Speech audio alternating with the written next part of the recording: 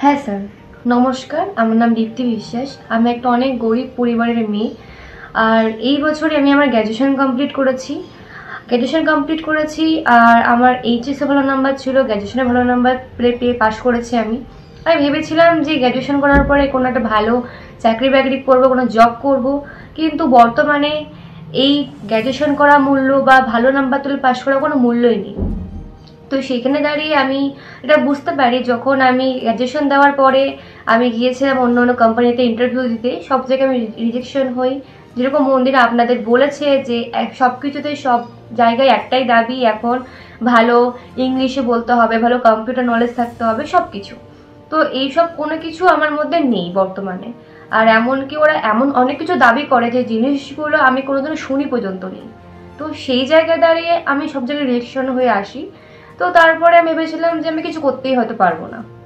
আর আমি যেহেতু খুব গরিব পরিবারের মেয়ে, তো সেই জায়গায় দাঁড়িয়ে আমার বাবার অত টাকা পয়সা নেই আমাকে আরো বেশি করে পড়াশোনা করাবে।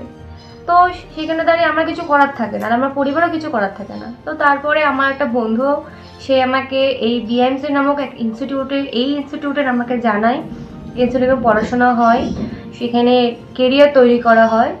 এমনকি আমি আমার বন্ধুর সাথে পরামর্শ নিয়ে আমি এখানে ভর্তি হই।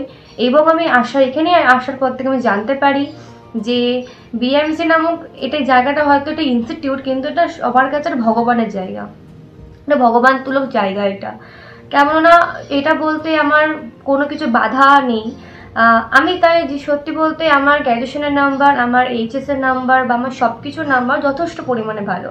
কিন্তু আমি এখানে আসার পর থেকে দেখেছি যারা থার্ড ডিভিশনে পাশ করা ছেলে মেয়ে, তারা এখানে প্রচুর পরিমাণে ভালো ইনকাম এবং ব্র্যান্ড ইন্টারন্যাশনাল কোম্পানিতে ওরা চাকরি পাচ্ছে এবং করছে। ওদের প্রচুর ভালো মাইনে, এমনকি আপনি বলতে পারেন ওদের মাইনে 40,000-এর কাছাকাছি। তো সেইখানে দাঁড়িয়ে আমি তাই ওদের মধ্যে তো অনেকে কেউ গ্র্যাজুয়েশন কমপ্লিট পর্যন্ত করিনি, তাও ওরা অনেক ভালো জায়গায় জব করছে। এবং ওদেরকে আমাদের ভগবান তুলো স্যার, দেবাশিস স্যার চৌধুরী, তিনি সবাইকে তৈরি করে তাদেরকে নিজের পায়ে দাঁড় করাচ্ছেন। তো ভগবান সত্যি পৃথিবীতে আছে বলে আমাকে এই জায়গায় পাঠিয়েছে। এটা আমার কাছে ভগবানের কাছে আমি কৃতজ্ঞ যে আমি এখানে আসতে পেরেছি। এবং আমি যদি ভবিষ্যতে কিছু হতে পারি বা কিছু করতে পারি, আমি এখান থেকেই করবো, এটুকু আমি শিওর হয়ে গেছি। তো সেইখানে দাঁড়িয়ে বলতে গেলে ভারতবর্ষে হয়তো এরকম বিএমসি নামক ইনস্টিটিউট দুটো কোথাও নেই, এটা আমি নিজে বলবো। আর সত্যি বলতে আমি এখানে এসে অনেক ভাগ্য ফিল করছি, যে আমি অনেক ভাগ্য আমার, সেখানে আমি আসতে পেরেছি।